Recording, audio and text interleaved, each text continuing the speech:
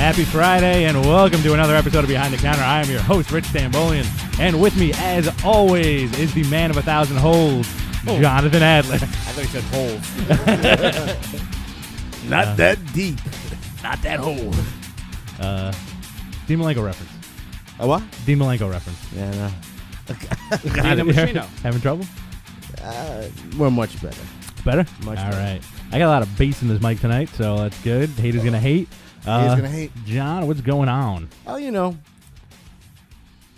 What's that? You know. I You do do know. know. I do know, yeah. You know exactly what's going on. There's a little tidbit. Me and John actually work together. Oh! John and don't I. do that. No? No.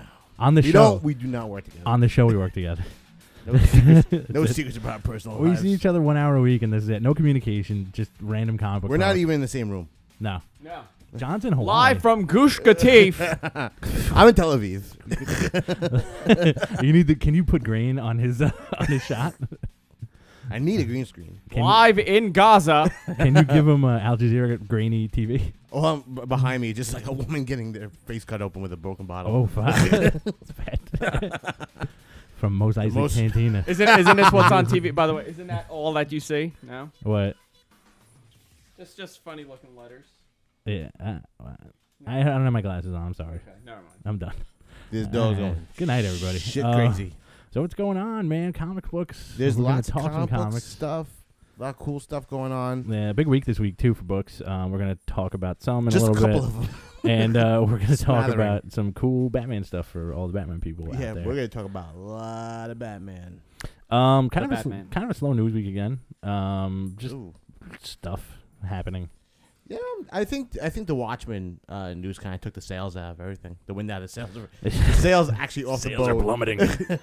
Yeah, I mean it's a good like back and forth, and you see that I think it was on Bleeding Cool where they attached the Minuteman Darwin Cook thing to like the another Alan Moore bit. Oh yeah, it's like we'll promote the project that he's very much against. Yeah. It's gonna sell, man. It's gonna do like I've come to every morning I have a realization when I wake up, and this week as far as comic books go, it's like it's gonna sell. It's gonna do really well. Yeah, I mean, just for pure controversy, it's gonna do very, very well for itself. In an ideal world, as soon as if Alan Moore just read one and turns around and went, "This is great. I like it. I don't think that's ever gonna happen. This is really cool. I'm gonna write a song about it. My crazy band." You know what? You guys were totally right. Oh, you guys were great. This is excellent. I'm on a write Watchmen 2 now. The Return of Bubastis. I would definitely pick that up if Alan Moore did that. The Return of Bubastis. The one thing he decides to work on is Bubastis. That's it. You get one. Mo Bubastis. You can get a mainstream Alan Quartermain comic or a Bubastis comic. That's it. Those are his two choices. Mainstream Alan. I don't know if I want that. Yeah. I feel like what was that movie with the dude? It was an 80s movie. It was a guy who, if he walks very slowly, he can walk across the sky. No. Are we getting dark tonight? Getting dark. Whatever, dude. Yeah. So Moving on. moving on. Yeah, I mean, we always scour the comic book news, and we try to generate our own comic book news, but nobody listens to us. No. So we're also You want to make up news? We're also not comic book writers. We're just speaking to the void. Yeah, that's it. By the way, last week's show, guys, on So kinetic. on Punisher, a lot of good emails about it. People loved right it. on. Yeah. Keep on doing that stuff. Was one of the emails who is the Punisher? Yeah. Who's it? Who is the Punisher? These guys love violence. I don't want to watch the show anymore. We do enjoy the violence. Mhm. I think a good chunk of what drives the show is our pure need for violent comic books. I think so because we don't really like knock on wood. We don't have that much violence in our normal lives. We go pretty hard though. Yeah, that is true. It always almost comes to blows. Yeah, we really don't like each other at all. Everyone in this room just like it's like a kettle. Yeah, ready to just go off. it's like Kettle of Hate. Kettle of Hate. It's like a box of fireworks. Isn't with that a with band? Fuse. Kettle of Hate. It's a great band name. So you want to just dive into our Batman segment Yes. and our Iron Will segment? Yes. Well, one of the our book of the week is By far. by far is Batman number 6, which came out this week from DC Comics. If you haven't been reading it, you are making a big mistake.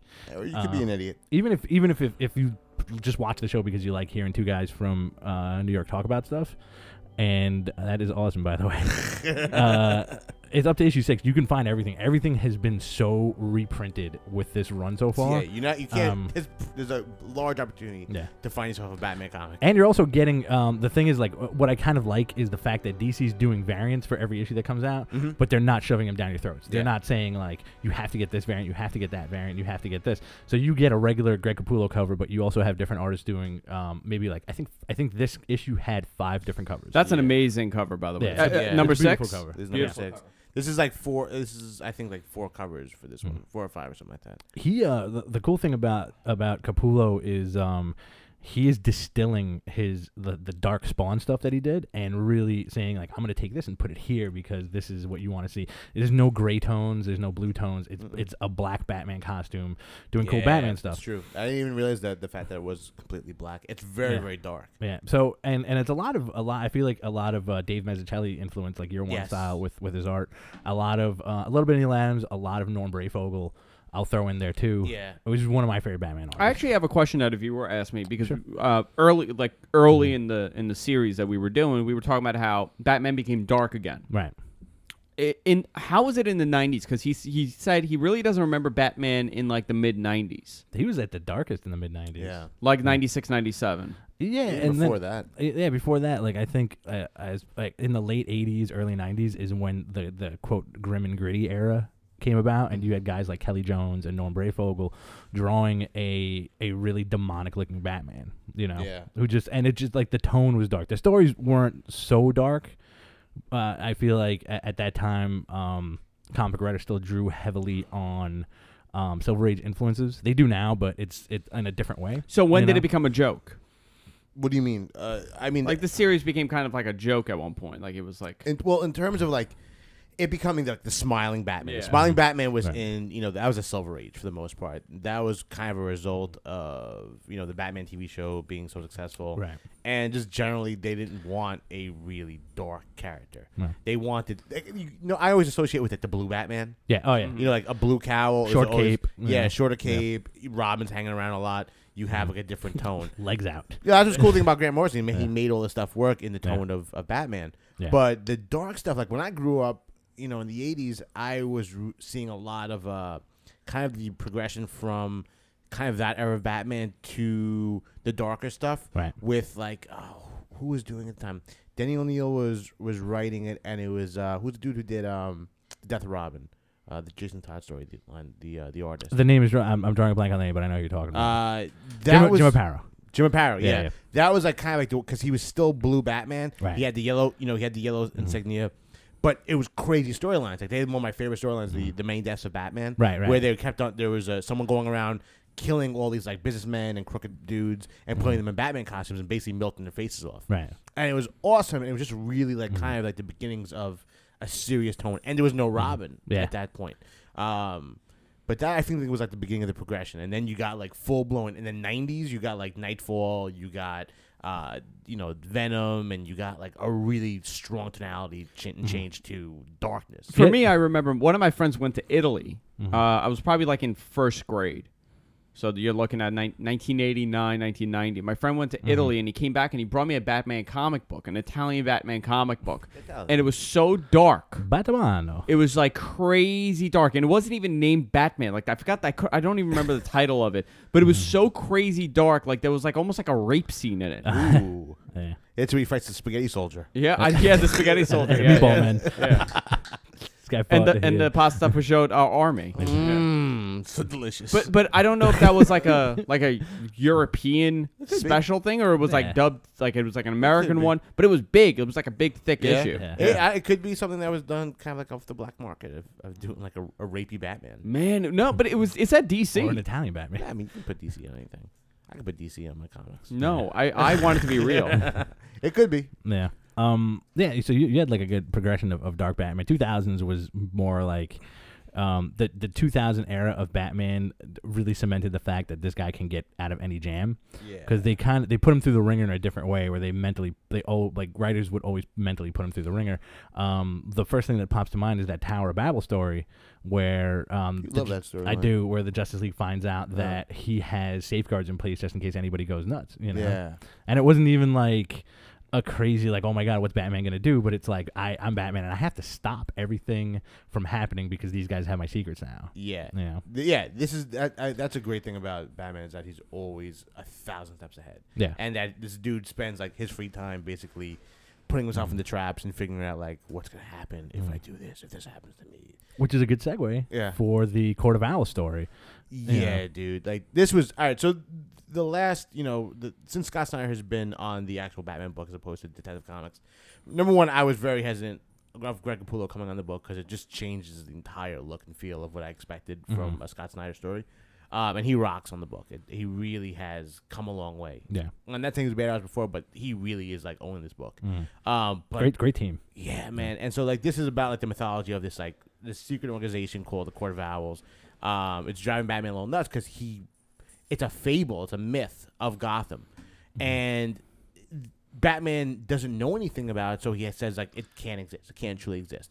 But sure enough, this big dude dressed up like an owl called the Talon, who is basically the enforcer of the Court of Owls, has beaten the shit out of Batman, unleashed him into an underground labyrinth somewhere, and he's being basically taunted by the Court of Owls, pretty much beaten. And in this issue, it's kind of like Batman revealing like, this is like him clawing out and fighting back. And he's still conscious of his surroundings for the most part. But he was kind of losing his mind in the previous issue. Yeah. His mind's pretty. I mean, see, I don't know if Batman ever cracks. Right. But like, I think it's just pure exhaustion where like, in this, there's the Court of Owls that kind of show him, and some of them look subhuman, some of them look like half owl, half human, and like things look bigger and smaller, and like their perception, and he transforms, or like there's all this like crazy stuff you kind of expect like when he would fight like Scarecrow or something like that. Right. But it's very much I think it's from the exhaustion, but it's amazing is just seeing him like fight his way back, and how Capullo draws him, like how you said before, which is very like Dave Mazzucchelli, is he looks so tiny. Yeah. Like he's so broken down, and I love the look of the one eye broken out and the big bulging bloodshot. Yeah, he's a big bloodshot eye like leaking out of his head. Such a good looking book. Yeah, it really is. And that it's a really cool thing. One of the other things that we're going to touch on right now that we want to talk about later is that it's a great example of the why we keep coming back to comics and characters like this that just have so much fortitude that end up giving you lots of hope because that's what draws you in. Yeah. Well, yeah. I mean, like there's with a superhero like inherently. And I don't think that's why I come in, but like what I'm really drawn to are because there's a superhero supposed to be doing the great moral feats and beyond, without a shadow of a doubt, against all odds, they're supposed to be completing this task for the greater good. But then there's characters like Batman who just like there is no other option than to fully, risk everything, balls to the wall. I am going to win. The quest that will never end. Yeah. And like Bruce and like Batman is just he's the great stories. Something like this is really like brings it down to like why we love this character so much. When he gets pushed to the limit, and deep down he's going to come out on top, but it's always that grab where you wonder how he's going to do it. Yeah. Especially with this story, how he gets really put through the ringer, and especially in this issue, and you see some really cool Batman stuff in it. Where there's one point where he turns the tables on Talon and starts beating the crap out of him and tosses him like a ridiculous beating, and then he tastes the water around him. Oh, yeah, that's right. Yeah, and he's like, I know exactly where we are. Like, we're by like the river over here because I can taste like something in the water. Yeah, so like sediments or whatever. Yeah, so like I know where we are, and like this is a sham. Like you didn't take me out of Gotham, and I know Gotham. It's mine. Yeah. And he beats the crap out of him. The entire Court of Owls shows up. He takes them all on, and it ends with him falling into the river in the hole, and he's just drowning and saying like. Even before that, he blows himself up. Yes. Yeah. That's true. He weaponizes something that the Talon drops. Yeah. And he blows himself like just to like open up a hole and go into this underground stream. Yeah. But like what you're saying, like how he's in the water, he basically drowned himself. Yeah. And he's like, there's a moment he's like, screwed up. Like I messed up. Like I really, really messed up. Like usually when writers do that kind of like that Batman like that tight ending to like an ongoing story like during the story, I feel like next issue we're gonna see some, which I always appreciate, and I really don't think it's cliche at this point. You're gonna see some Batman thinking about when he was like little Bruce Wayne. They always lead into that. They always tie into like him reminiscing or thinking about like some moral something or other that Alfred or his dad or his mom said to him when he was like a kid, and it helps him say like, I'm coming back to the quest. Yeah. But this is the opportune time too, because you're going into like the history of Gotham.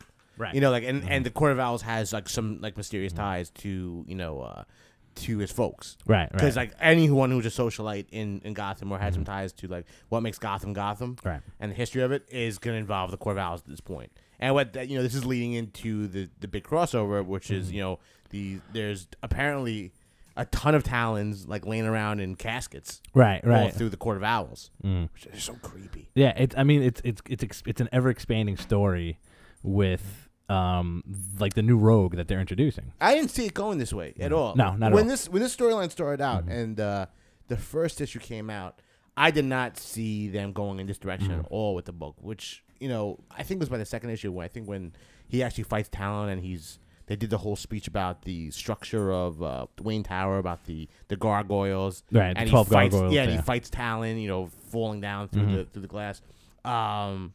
Then you start seeing the scope of it, but then you like once you start getting into the mythology of what this was, when he was searching for the nests, the hidden places of the Court of Owls. Right. It's so cool. It really is. It's also a tough sell as a lifelong comic reader when a new character, a new villain is introduced, really like ham-fistedly. Yeah. Scott Snyder does a phenomenal job of introducing a new villain. Yeah. And not only doing that, but also having that new villain lead into a giant cadre of even more insanity. Yeah. You know, and the fact that like the reveal is that he was just one out of many Talons that they have is a really awesome reveal. It's a nice swing that, like you said, I did not see coming at all. Yeah, and the fact that, you know, he had such a hard time fighting this dude, and now there's an army of them. Right. And I like the fact that you really still do not know what the entire deal with this is, because I mean, I think this is all hedging on the idea that, you know, Batman's so smart, and he would have known about this. He would have found, you know, hardcore proof. Like now, he's kind of uncovering everything. And right. I think there's going to be a swerve at some point that's saying this is a relatively new operation, which would be like, you know, I think a good twist at some point. Yeah. But you do need to build up on like the mythology of like, you know, you have Alan Wayne's picture on the wall. That's a great touch too. Absolutely. I love this. So when he's in the labyrinth, at the very end of the labyrinth, there's a wall of pictures, and there's like an old school, like, you know, early camera. And you basically, where they have to take a picture of you, and that's when you finally give up, and you're coming to die. Right. You take a picture of yourself. Yeah. And like, there's all the people who have succumbed to this labyrinth. He sees a crying, sorrowful Alan Wayne and says, like, the look on his face, he wants to escape. And that was the thing that pushed him. I'm not gonna die down here. Which is, I wish tomb.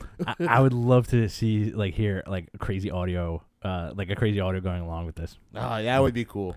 Keep the digital stuff, but I want sound effects. They used to do that when we were kids. Like, they still do that with some of the motion comics, but I remember from my youth that there was like these DC books on tape where you would get the comic. I remember that, yeah. You get the comic, you'd pop the tape in, and you'd read along with it, and they're acted so tremendously. When I was a kid, I had one, but it was for like Frankenstein and Dracula. It was like some going to like a castle, and it's like it's populated by like the Mummy, and it had such awesome sound effects. Yeah, well, I would love to hear that with this. As hokey as it may sound, I think it would be just kind of like if they collected it and you had somebody doing a crazy Batman voice, awesome. And like, I can hear the river. You know what I just coming.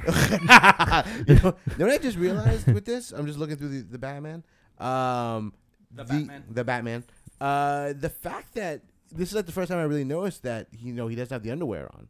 Right. Yeah. Because there's like a shot of him just like all decrepit and laying on the ground, and it's like Batman butt cheeks, and it looks like a little boy. Tights. Straight tights. Alfredo, give me. Well, yeah, we were talking a little bit today about how you have certain characters that display that kind of iron will. Yeah. Batman. You have a handful.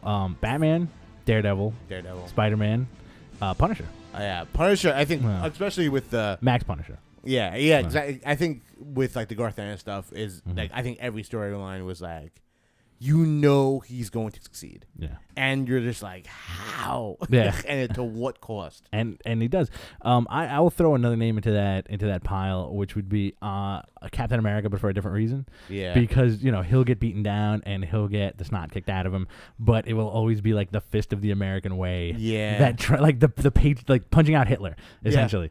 Yeah. No, it is. But with Captain America, I think there's a Superman quality to him, right? Because there's no matter what the way he always sticks the landing, and it's always so flawless. Like, right? He really doesn't exert himself. It's like of course I'm Captain America. Right. Batman, you'll see him sweat a bit, but he'll still get on top because he's just a man. Yeah, Frank is just like you see this guy bleed out, and you watch him die. We were talking about last week, but it's always like you would be surprised if he didn't succeed. And it really is just because of the force of will. The like Daredevil through Born Again was like that. Yeah. That stuff was crazy. Like that was really, really powerful stuff. Spider-Man goes to that on a constant basis where the dude is just like physically exhausted, brought it to his limit, and it's pure like I gotta do this. I have to get up. Well, I think the thing about Spidey is that it's on the other side of the coin where it's more of a it's a responsibility thing, and it's also kind of like he always looks for the better tomorrow. Yeah, he's not like he's not like Batman would say, "I'm going out again tomorrow. It's gonna be shit. It's always shit. It's always shit." Whereas Spider-Man would be like, "I don't think it's gonna be shit today, man. Let's go catch a Met game." Woo! Oh crap! It's hot dog time. Yeah. Hot dog with the Human Torch. Check. No problems. And then boom, Aunt May just got shot. Oh my god. Gotta get up and do it again. Maybe today will be different. Well, that's like the Spider-Man's like we always say he's the testament of the like the blue collar worker. Yeah. He has no other choice. If he doesn't, we lose the house. Yeah, exactly. Maybe today won't be so bad. Oh man, pretty bad, pretty bad. And even with I think he has had something pretty terrible happen to him in a long time. Yeah, I mean the Dan Slott did a nice little the stepping through the time door thing was kind of cool. Where they pushed him. Yeah, no, I liked it. It just didn't have any. It's like you have to do so much good stuff to prevent like this horrible future from happening. Yeah. But it was just like a Spidey fluke. I mean, he hasn't had someone ripped from his life in a long time. I feel like Carly is just being set to die. You think so? Yeah. I think down the line, I think he's gonna die. Well, you're gonna see the eventual reunion of Mary Jane and Peter Parker. Yeah, I think he's going to right when he starts getting the relationship back together with MJ. I think he's gonna die. Well, there's also another thing that Spider-Man has that a lot of these other Iron Will characters lack is that he actually has a crazy messed up love life. Daredevil does too, but it always ends in tragedy. Spidey is always trying to make the best of banging out hot chicks. Yeah, which he does. Yeah, and he feels terribly guilty about it too. Yeah. I shouldn't be banging her. Yeah. Well, they had in the crossover between Daredevil and Spider-Man. Like I really enjoy the bit where he's trying to get with Black Hat, and she's like, "Listen, dude, I know you're horny. Just kind of like keep it to a minimum." And he's like, "What are you doing tonight? I'm kind of lonely." And she's like, "I'm gonna sleep with Daredevil." and Daredevil does it, man. Yeah, man. It was cool. Yeah. I like that little blending of the world, and I like the fact that Daredevil's like this. Oh man, I totally made a mistake. Like, booyah. I banked Spidey's mistress. Yeah, kind of. Which is it's like an interesting character dynamic. You can play around with like the lighthearted stuff with Spidey like that. But again, Iron Will. Daredevil, perfect example because his life is garbage. And up until the Wade run, for the past who knows how many years, it's always him fighting an incredibly uphill battle to get somewhere. Put that guy through a lot. Not even to get anywhere, but just to like kind of keep it at a status quo. Yeah, Yeah, he's just trying to get by. Yeah, like you read a lot of the old Daredevil stuff, and it's just like what? Yeah. Like how are you making it through the day? Elektra dead, Karen Page dead. Like all the Bendis stuff, like when he was like he's having a nervous breakdown. He's being outed publicly. People are dead, and guess what? It's 3:00 in the morning. Now you have to fight ninjas in the middle of the street, and you're plain clothes. Yeah, it's just like a miserable existence. Now I'm gonna get possessed by a demon. You know, and he gets tremendously put through the ringer. Yeah. But Wade does a good job of keeping him kind of like the darkness is there. The darkness is under the lightheartedness. Wolverine went through a lot. Wolverine went through a lot, but I feel like Wolverine sometimes crosses the line into Superman territory where like he's so invincible that it's hard to write a believable story. Yeah. You know, and it's good. Like Jason Aaron's run, I really enjoy. I like the adventurous Wolverine stuff. Yeah. You know, the heady Wolverine stuff. I'll take it every so often. Yeah. You know, because you can do a lot of head game stuff with Wolverine, especially because like this dude's 200 years old and he has like a wife in every town. Well, I think it's very hard, and I think Jason Aaron suffers from it also. I think it's hard to write long-term Wolverine. Like to be on that book for a while and come up with like enough original storylines to keep it going. Because you run out of characters, you run out of like now he's delving back into like the Japanese, ninja stuff, which he's good at doing. But like I'm just kind of tired with it. Yeah, I want to see him fight a dragon. Yeah. I mean, like I like a lot of the Japanese stuff, but the other. I like a lot of the Japanese stuff, but sometimes it's just like, all right, great. I would like to see another cool Madripoor story with him. I was thinking about that last night. I text Matt that I want him to make like a vacation to Madripoor t-shirt. I always like the Madripoor stuff. I don't think there's enough like focus on Madripoor. Yeah, no, you're right. What was the last book that had nothing to do with Wolverine that actually touched on the Madripoor stuff? Avengers stuff? I think so. Like Avengers, like Secret Avengers. It was one of them where like somebody said like, "Yeah, Wolverine comes here a lot. How bad could it be?" And pretty bad. Well, pretty bad. I feel like more. You're playing around with these characters, but there's a ton of characters out there that if you really write stories with them, like nice solo stories, they will have that same kind of effect. And oddly enough, the first character that comes to mind is Hawkeye. Yeah, Hawkeye has a great he has a great story. There's tragedy involved, former villain, a lot of dead people in his life. A lot of dead people in his life, misunderstood character in a lot of ways. Yeah, multiple times divorced. Wife came back from the dead. Didn't like him. Yeah, exactly.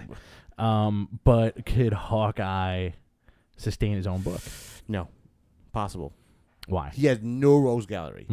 All you're doing is plucking from the Avengers stuff. Right. The problem with a solo Hawkeye book is the stuff that he can do in his book.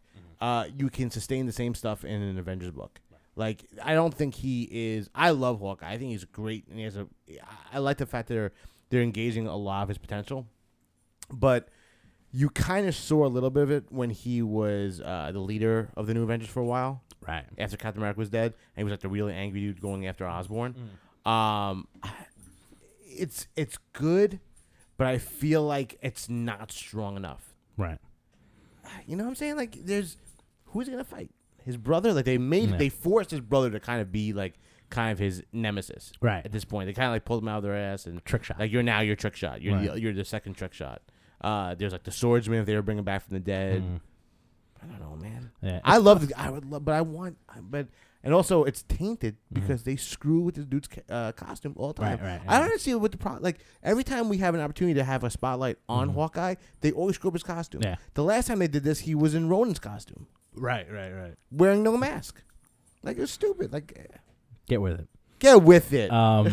Another character that which would be cool is not even Ghost Rider, but the Johnny Blaze character. Yeah. There's so much like spark in that character, but I feel like for years he always gets written so poorly because he was only and I think the reason is because he was only a stuntman for like a couple issues, and then it was like I'm Ghost Rider, like as opposed to like the build up. Yeah, or like he's a dude who doesn't want to get possessed by demons, and that's the other thing that I'll say that I always had a problem with is I'm not big on like doing hell stuff in comic books. No, it's always boring. Which is probably as much as a metal fan as I am, I could care less about all the hell stuff going on. Did you read New Mutants? I did not. Oh my god, a lot of hell stuff. Well, no, it's the whole issue was what's her name? Magma going on a date with Mephisto. Okay. And this is the best like Mephisto stuff I've read. Between this and like Journey into Mystery, they're doing such a great job with revitalizing that character and making him into something interesting. Well, the Marvel's doing a great job of keeping him in the background, like he's supposed to be, as opposed to like when Spider-Man had the What was that Dovey story called? One More Day. One More Day. When they did One More Day, and he was like, That put a nail on him. I'm here, bro. Yeah, they had to put him in the cooler for a while. Yeah. They couldn't even touch that dude. But, he's coming back. Really good stuff in Journey and Mystery with that dude. Thor, kind of Iron Will, but he's a god, so it doesn't really count. Iron Man, I would say the same thing, except I feel like the major driving force is my toy's better than yours. Yeah. That is always like the main thing where he's like, I'm a former alcoholic, and my toy will always be better than yours. And if your toy's better than mine, I'm gonna make my toy the best. Yes. You have Pong, I have PS7. So in the future right now. Exactly. I would like to see a story where Tony Stark actually makes a awesome video game system. Yeah, it could happen. It'll be fantastic. It could happen. The Marvel Universe, apart from all the technological hero stuff, sounds so boring. Yeah, it does. I'm going to take a little break right now and give you all your listeners out there, a word from our sponsor, Hover.com. If you are looking for domain names made easy, check out Hover.com. You can go to gfq.hover.com. You will get a discount on your domain name, and honestly, the domain names are priced extremely well, especially for the average guy. If you're just jumping into the world of setting up your website or the internet or having your own webpage, gfq.hover.com, buy a domain name, check it out. You will not be disappointed. There is free private registration, all for under $15. So hover.com, check it out, everybody. Ow! Yeah. You got to put on the serious voice for that. Hover's watching. Hover is here. Go ahead. Why don't we talk about speaking of technology? Mm-hmm.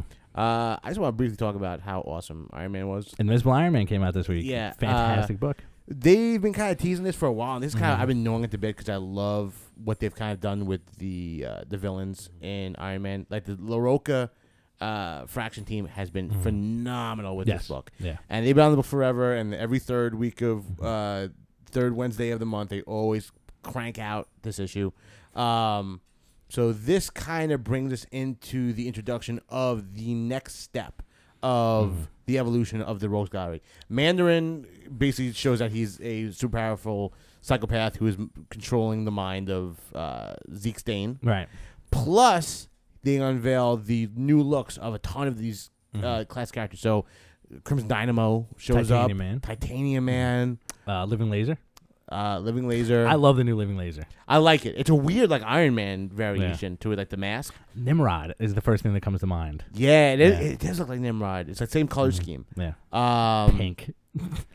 Vibro, which is like I have left field. They're using the Melter kid from the young Master storyline, which is very cool. There was Mauler in there. Let's just open up the book. Well, it's also like what a really cool thing about the book is that Mandarin definitely has everybody by the balls. Yeah. Well, yeah. And he's always been a really powerful character. Oh, and that was another cool thing about it too. When Zeke is talking to Mandarin, and he's like, I understand, like, these things we're building, like, why do we have to have tentacles? Like, why does it have to look like an octopus? He goes, that's the way they are. That's it. Yeah. And like he's just like really, because like the whole thing with Mandarin is his rings come from like an alien source, right? And they never ever really go into where it comes from. And for a while now, they've been teasing, from when Iron Man died and he was like locked inside his own brain. Right. He was haunted by those tentacle creatures. Right. Those tentacle creatures were also showing up in Steve Rogers' Visions of the Future, which is also the way that the tripods look in War of the Worlds. And I think we're getting a Martian storyline soon. That would be pretty awesome. It would be pretty awesome if Mandarin shit comes from the Martians. Yeah. Oh man. Because I mean, like they did. Good stuff. I think they did a thing where they came to Earth with Fin Fang Foom at one point. Oh yeah. Well, his Fin Fang Foom is like the is an alien creature that took the manifestation of like a gigantic dragon with purple underwears. Purple underwears. Yeah. You have to. That the issue. If you haven't been reading Iron Man, pick up the trades. So good. The run is really good. You get some great art from Salvador LaRocca because they have not stretched him thin. So you get really beautiful stuff from him, and he draws a really excellent, worried Tony Stark. I like the fact that the redesigns of Titanium Man, they went back to the original, ghostly face, that weird, the goopy eyes, and the weird tendril like Crimson Dynamo. Yeah, yeah, dude. This book and Firepower. Who he blew up Iron Man during Armor Wars 2. Yes. Good stuff. Solid book. This got me so excited when I read this. What I always loved about the Iron Man books ever since I was a kid is the fact that you want to see these action figures so bad. Yeah, especially from this crew. I remember the first time I read Iron Man, when they introduced Iron Man 2020, I always wanted the Arnold Stark figure. And we got them. They came out with the Marvel Legend Arnold Stark. I don't have them. I think it came. Oh, no, I'm thinking of something else. I'm sorry. I'm thinking of the Destroyer. Destroyer I don't even have. And that's like one of my favorite armors. Yeah. But yeah, they never did 2020. I want it. Mm-hmm. I want the gears. I want it. I want it. Arnold Stark, man. And you have so many. Iron Man is such a cool book, and I feel like even though he's such an integral character of the Marvel Universe, that he gets tossed by the wayside by so many fans. Yeah. Because he's not Spidey, he's not Cap, he's not Wolverine.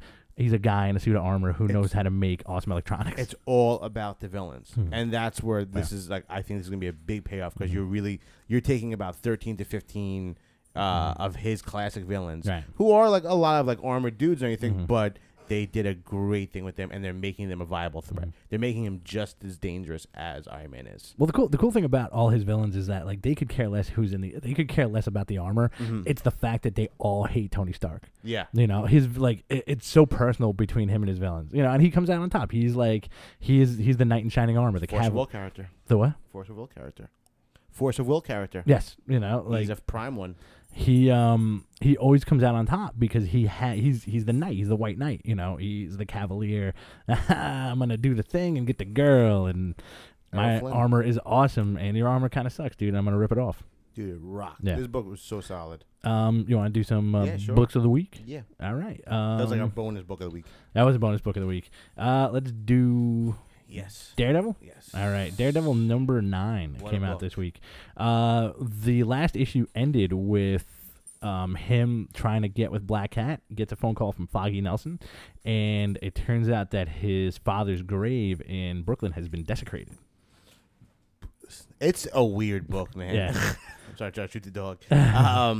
This is a huge, weird way to take the story.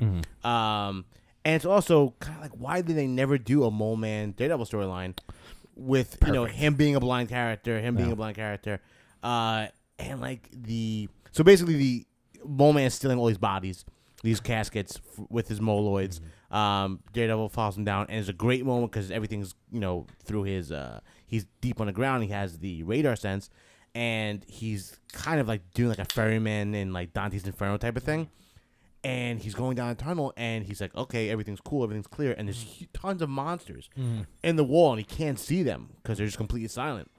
Yeah. But the really haunting moment is when he goes after Mole Man. Mole Man essentially kicks the shit out of him. Yeah. And he sees like this one, I guess a freshly dead young girl. Right. Pulls her out of the casket, and just one scene of just him twirling, like Mole Man twirling around this dead body. Yeah. And it's so creepy and so haunting. And this Daredevil's just being dragged into the darkness. Yeah. It was a great issue, and scary. I really enjoy that in the last year. Hickman has done a great job with writing Mole Man, and so has Mark Waid, where they're really adding. He's not just a guy who lives underground and does stuff for no reason. He's a dude who is devoid of any human logic, And he was once a man, and now he's in charge of like the Mole People, the Moloids, and he's just a really slithery, creepy voyeur. Yeah. And what's really cool is that he's digging tunnels under graves and sucking them down. Yeah. Cool concept. Really cool concept, and the Moloids are like riding the caskets in like an underground river, and I really enjoyed the scene where Daredevil's trying not to make a noise. Yeah. And they all turn around and just attack him. It's like one pound, which is all their heads turn immediately. Yeah. This is cool stuff. Who knows where it's going, man? I have no idea where the story is. Completely out of left field, especially for a Daredevil story. But it's good, man. I mean, it's again, this is one of those books where it's 9 issues in, and everything's available. You can pick this up. I think the first arc was collected already, maybe. Yeah. And also you have a little thing here with the Black Cat, where that's right. she finds Daredevil has had a Fantastic Four symbol disc, which is full of all this really important information to the Marvel Universe. It's like a big disc full of everybody's secrets. She's hired to nab it from him, finds it in an adamantium safe, which I thought that was a cool nod. Yeah. Where they gave him an adamantium safe that doesn't have a combination, but it's triggered by sound because he's blind. Yeah. So she like does it. So she takes it, and you don't know where it goes because she's thinking about getting with him, and she's thinking about the money, and she has the safe open in front of her. So did she take it? Did she not take it? I think she took it. Yeah. And also, she's making a deal with one of these secret organizations that are vying for this information. There's Hydra, AIM. They're all trying, but this is the one that she talked to is the one that we don't know, Black Spectre, right? Which I think is secretly retro for the storyline to make it seem like it's been around for a while. Do you think? But again, do you think it's going to be a curveball or Black Spectre's actually Kingpin. Huh? Kingpin. Not Kingpin. Good guys. Could be. Secret Avengers. Could be Secret Avengers. Could be offshoot of S.H.I.E.L.D. Could be Fury. Cap. Could be Fury. Could Marcus be Johnson. Yeah. Could be Marcus Johnson. We didn't talk about that last week, right? We didn't talk about that at all. Do you want to talk about that for we like have a to minute? mention it. We called it. We did last week. You called it. I thought it was going to be like he was going to be Thor. The LMD. That's right.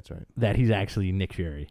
Yeah. I'm sorry, not that Nick Fury is an LMD, and his brain was put into Marcus Johnson. So last week, Battlescars number 4 came out. Yeah. With this new Marvel character that Cullen Bunn introduced, Marcus Johnson, whose mother gets blown up in like the first issue. He's on the run from Taskmaster, Deadpool, Hydra. He hangs out with a red-haired dude named Cheese. Exactly, who's like his dum-dum. Yeah. But the reveal in last week's issue is that he's Nick Fury's son. Yeah. And he's black, so they're black. Tying it into the Avengers movie. And he's gonna lose his eye. Yeah. Yeah, I think they already showed the cover for number 6 or something like that, where his eye gets ripped out. Okay. So he's essentially being set up. He's a smart dude. He's gonna be in the intelligence community.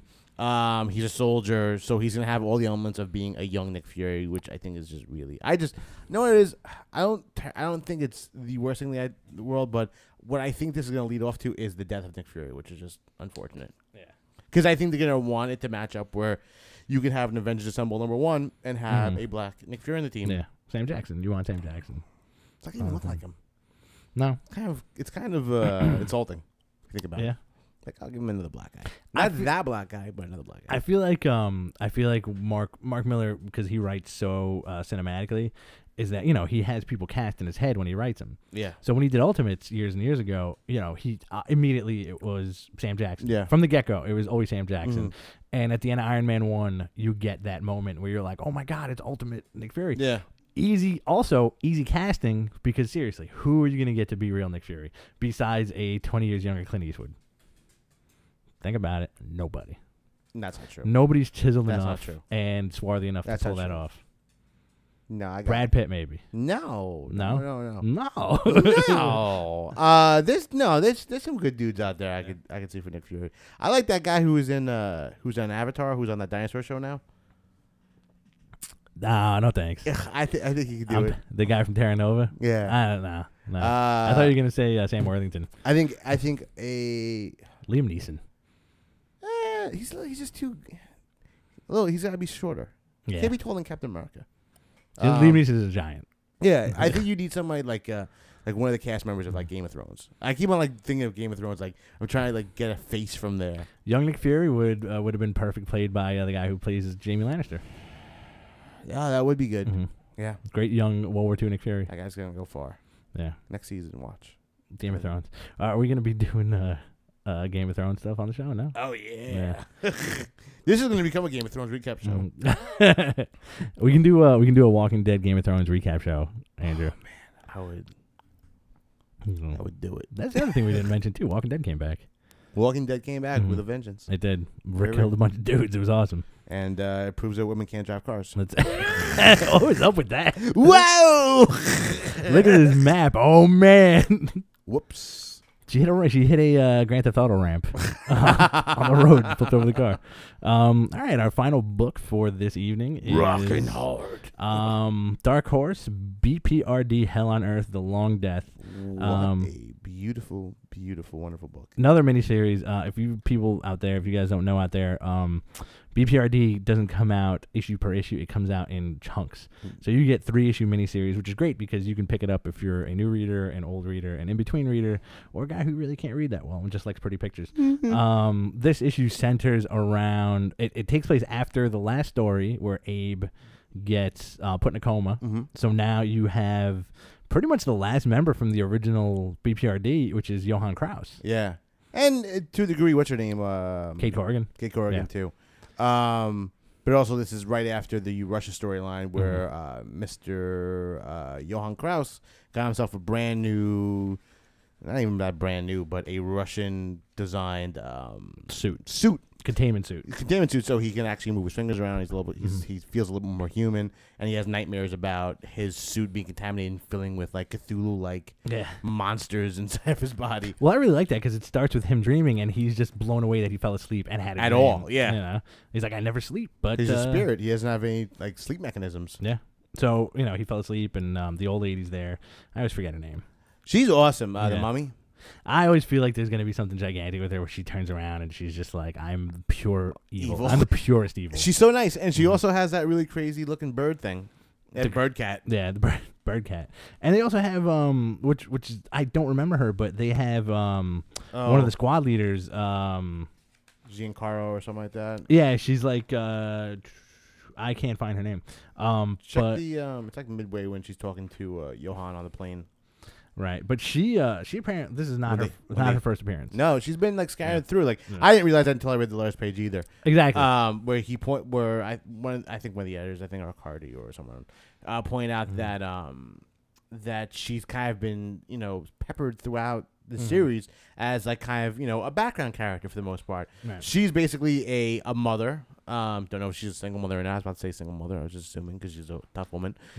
It's really bad at me. But she, videotapes herself and sends messages to her kid and Giorocco. Yeah. So she basically is the lead soldier in this BPRD unit, being sent out to investigate sightings of some type of creature. Whereas the last time they saw Damo, which was a former member of BPRD. That was revealed that he is the Wendigo. No, he wasn't the Wendigo. He was a were-jaguar. Right. Yeah. But they thought he was the Wendigo. Right. But the Wendigo they had didn't kill nobody. Did everybody get that? Did everybody follow that? There's a lot of crazy shit. And he also has half of his cheek missing. Yeah. He was an awesome character. He's a guy who kind of made Roger grow up and become like a cigar chomping Nick Fury character, right? And made him put on pants. Yeah, exactly. Damo was a fantastic character. The universe is so cohesive. I love the BPRD stuff, and it's just like it's so cool that it just spilled out of the Hellboy universe. Yeah, and Hellboy is such a cool character, and then. I feel like it was more fandom saying, listen, like we want to see more of Liz Sherman, we want to see more of Johan, we want to see Abe. They did a great job with Corrigan. Yeah, like she's such a well-developed character, and she's basically been along with Johan as like probably the main character of this book for a while. Yeah, and the art is beautiful in this book too. James Harren does such a fantastic job. They've been talking about this guy for a while coming on this book because he was the kind of the one they're stepping up for Guy Davis. Okay. And he's beautiful. He does such a great job on this book. He is beautiful. He's beautiful. Did I say he's beautiful? Yeah, you did. Wow. I don't know him personally. Maybe he is. His body is a wonderland. Second reference to this week. So everybody, check out BPRD. Get your hands on any BPRD stuff. You won't be left alone. If you like horror, science fiction, the supernatural, all of it, excellent writing, awesome monsters and elder god subtexts. Great surprises. Really, anyone can die. It's the stuff we like. Everyone can die. Everyone can die. Yeah. It's just a solid book, and it really, even when it never feels like it's ever coming to a close, which is not like sometimes it seems like it's being dragged out or something. Yeah. This feels like it's a very, very strong, visceral, universe where even when the elder gods, hit the earth and have essentially taken over, it's still going on. This is like the world developing after that. Yeah, it's awesome. Rockin' book. Pick up some BPRD. I think, yeah. I think we're gonna end it tonight on that note. Everybody, check out Behind the Counter next week. Buy your domains from hover.com. Please check out Walking Dead this Sunday because Do it. We may talk about it. Kenny Powers is Sunday too. Check out Kenny Powers this Sunday. Eastbound and Down season 3 is coming out. Buy comics, read comics, love comics. Check out Glasscord Magazine. Check out Glasscord Magazine. Glasscord.com. A lot of our mutual friends are doing it. Also, I'm going to throw this out there, too. Check out the 7 line because he did a nice tribute to Gary Carter, who died yesterday. He did. It was a nice number 8 with a tear coming out of it. So if any Queensians are here. And we also totally endorse Lunatic Radio. You can be watching that on Tuesdays, Wednesdays, Thursdays. It was not with Kieran and Andrew. Pretty rocking show that I was on this week. I endorse Andrew Zarian. I endorse the fact that we're in your living rooms every Friday night. My name is Rich Stambolian. Thank you for tuning in to Behind the Counter. And this is... I ain't no 2-pump chump. Oh, Jonathan Adler.